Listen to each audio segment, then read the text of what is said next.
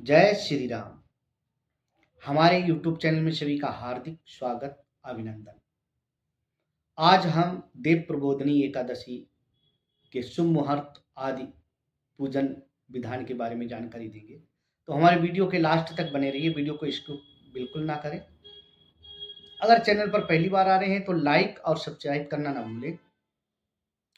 बिना विलंब करते हुए हम प्रमुख बिंदु पर चर्चा करेंगे। आइए इस मंत्र के साथ। शांताकारं भुजगशयनं पद्मनाभं सुरेशं विश्वाधारं गगनसदृशं मेघवर्णं शुभांगं लक्ष्मीकान्तं कमलनयनं योगिवेदानगम्यं वन्दे विष्णुभवभयहरं सर्वलोकैकनाथं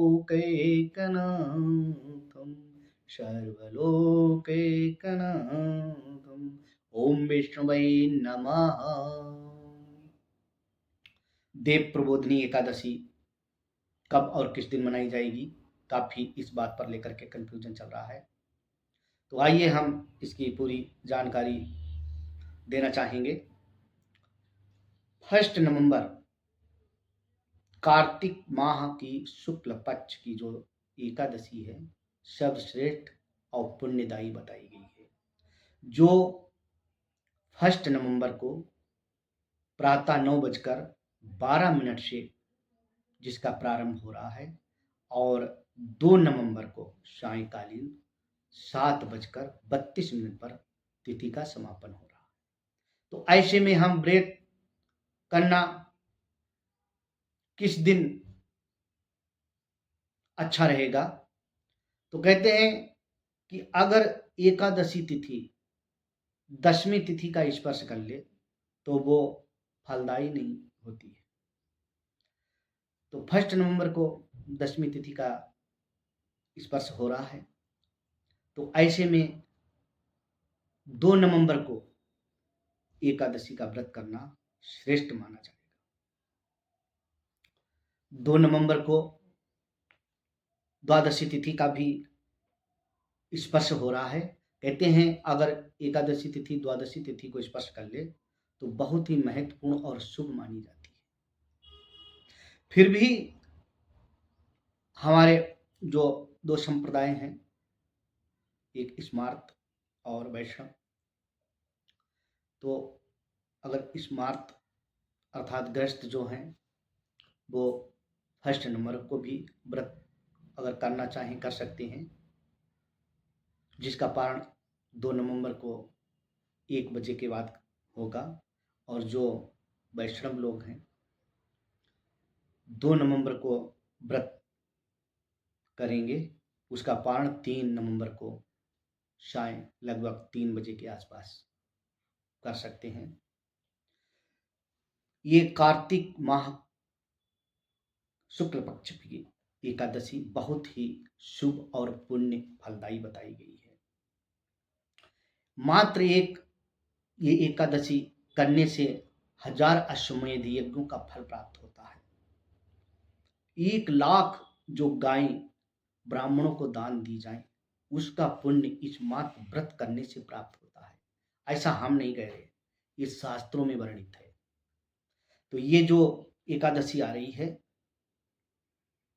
इसका उपवास जरूर करें, व्रत जरूर करें। जो चतुर्मास पूर्ण करके जो नारायण कहते हैं पूरे पालन पोषण सृष्टि के जो देवता हैं विष्णु भगवान, जो पूरे सृष्टि के पालन करता है, वो अपनी योग निद्रा से जागेंगे, शैया को त्यागेंगे, उठ करके बैठेंगे। इसके कई नाम हैं, देव प्रबोधनी एकादशी, देव उठनी एकादशी। तो ऐसी पवित्र और पुण्य फल देने वाली एकादशी को व्रत जरूर करें, उपवास जरूर करें। इसके पूजा आदि के शुभ मुहूर्त में पूजा करने से विशेष फल की प्राप्ति होगी। कहते हैं कि विष्णु भगवान आषाढ़ मास की जो एकादशी थी उसमें योग निद्रा में चले जाते हैं और 4 महीने बाद जागते हैं। तो अपना जो कार्यभार था भोलेनाथ को सौंप करके चले जाते हैं। तो कुछ दिन भोलेनाथ संभालते हैं, उसके बाद में कुछ दिन माता रानी नवरात्र आते हैं, वो संभालती हैं। अब स्वयं विष्णु भगवान अपना चार्ज ले लेंगे। कहते हैं ये इस दिन से शुभ विवाह आदि मंगल कार्य, गृह प्रवेश, सगाई, जितने भी मांगलिक कार्य हैं वो प्रारंभ हो जाएंगे।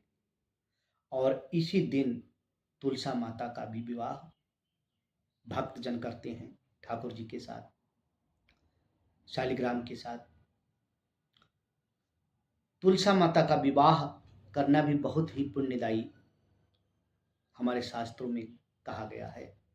तो आप आइए हम इसका पूजा विधान बताते हैं। 1 नवंबर को सायंकालीन से ही चावल नहीं खाना है। भोजन आदि करके शुद्ध भोजन लें, लहसुन प्याज आदि का तामसिक पदार्थ का भोजन ना लें।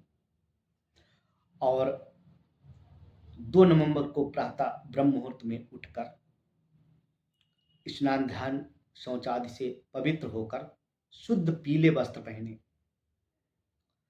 शुद्ध पीले वस्त्र पहन करके गौमूत्र गंगा जल से घर में और भगवान के मंदिर में जो घर में बना रखा है उसमें छिड़काव करें, शुद्ध करें। और सबसे पहले विष्णु भगवान को जगाएं। ओम उत्तिष्ठतं नारायणाय नमः, इस मंत्र से भी जगा सकते हैं, या भावपूर्वक उठने का, भावपूर्वक जगाने का भाव बनाते हुए विष्णु भगवान को जगाएं। और शुद्ध चौकी पर शुद्ध वस्त्र पीला बिछा करके उनकी प्रतिमा या मूर्ति या फोटो लक्ष्मी जी के साथ लगाएं और पंचामृत से स्नान कराएं।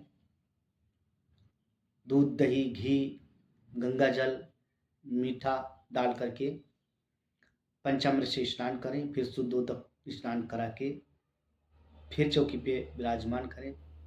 धूप, दीप, नैवेद्य, पीले पेड़े का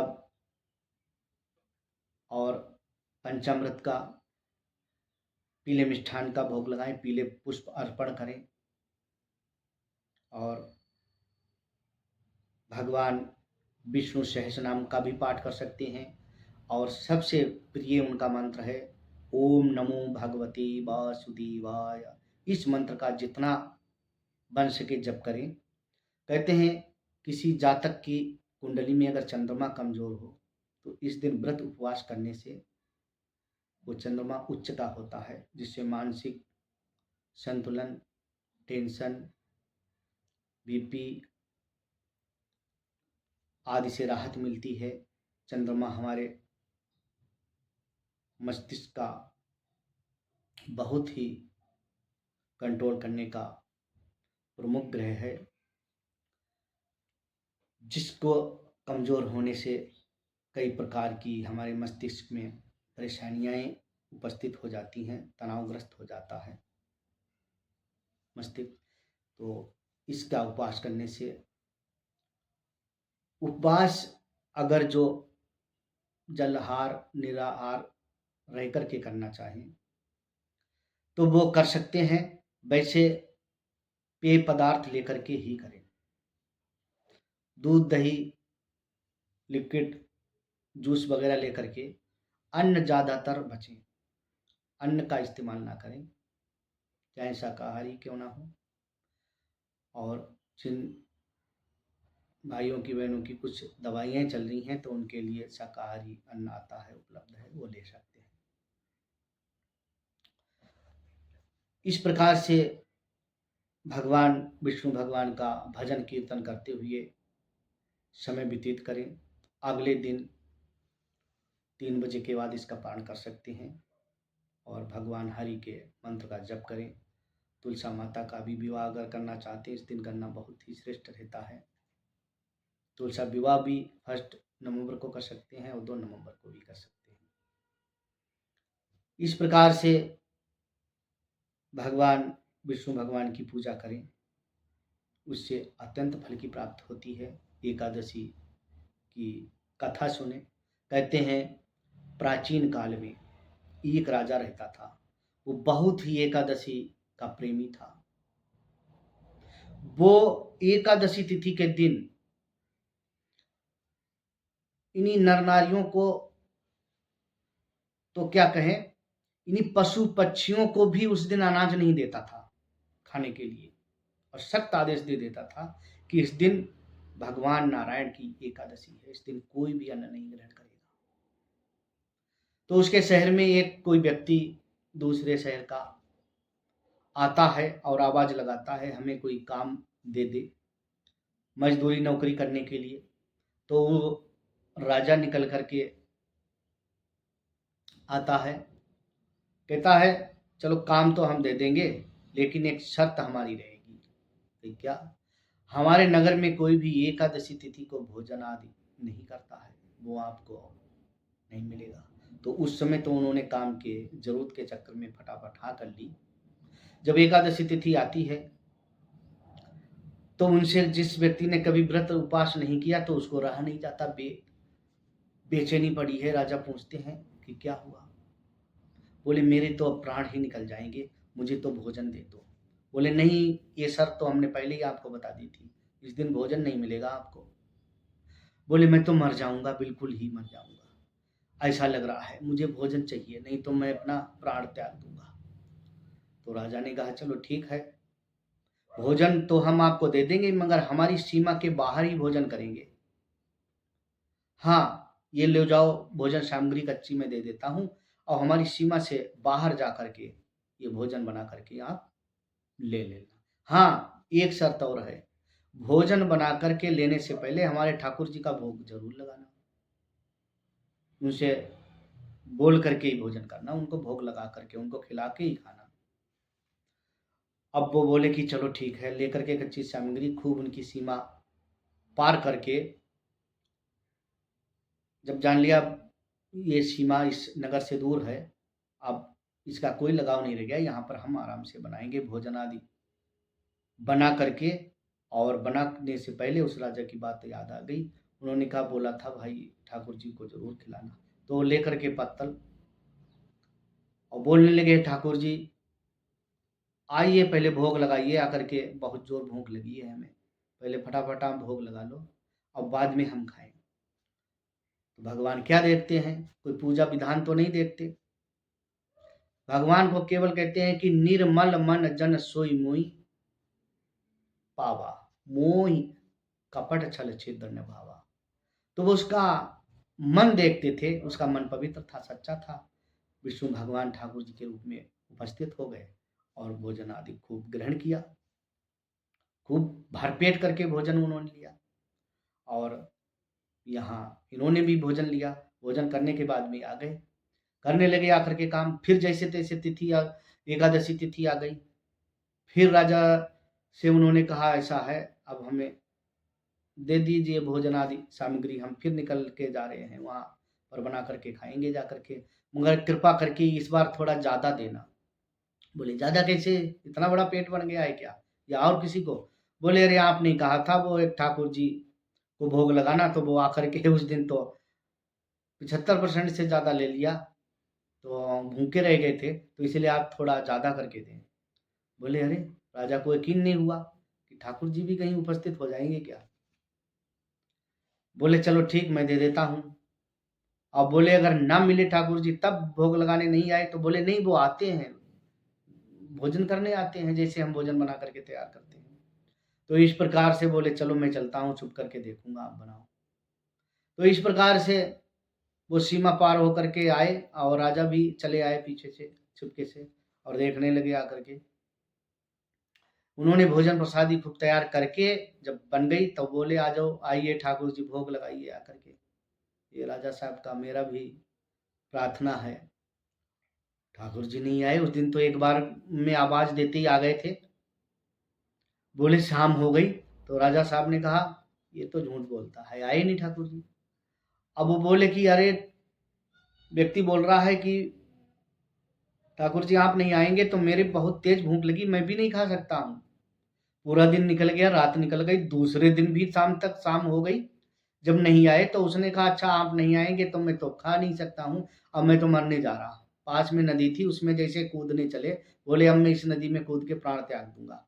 तो जैसे कूदने चले, तुरंत आकर के ठाकुर जी ने गोद में उठा लिया और दिल से लगा लिया कि बेटे ऐसा मत कर, ले आ गया हूँ, मुझे खिला।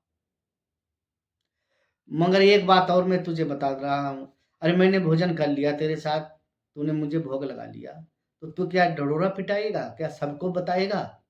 है, दुनिया में जिसके मन साफ होते हैं, पूजा विधान विधि विधान एक अलग शास्त्रीय होता है, वो करना शास्त्र के अनुसार अच्छा है, लेकिन कर्मकांड की लकीर पीटना वो अच्छा नहीं है। तेरा मन पवित्र है, तेरा भाव पवित्र है, इसलिए मैं प्रकट हो गया, तेरे हाथ का भोजन ले लिया। ये दृश्य राजा देख रहा था। तो राजा ने देखा, वाह भाई ठाकुर जी की मजा, ठाकुर जी तो प्रेम के भूखे हैं, इनको इतने अधिक विधि विधानों की जरूरत नहीं है, बस मन शुद्ध कर लो तो भगवान प्रकट हो जाते हैं। तो इस प्रकार से कथा का श्रवण करें, और जिनके पितृदोष चल रहा है, जिनकी शादियों में रुकावट है, चाहे लड़की हो या लड़का, जिनकी शादियों में बहुत ही ज्यादा रुकावट है, तो उनके घर में या खुद ही वो संकल्प लेकर के कहते हैं, संकल्प का कोई विकल्प नहीं होता है, संकल्प लेकर के अगर ये व्रत करेंगे और अपनी मनोकामना बोल देंगे, तो अवश्य ये देव प्रबोधिनी एकादशी आपको मनोरथ पूर्ण करेगी और समस्त पापों को नष्ट करने वाली है। और इन्हीं शब्दों के साथ हम मिलते हैं अगले वीडियो में, तब तक के लिए जय श्री राम।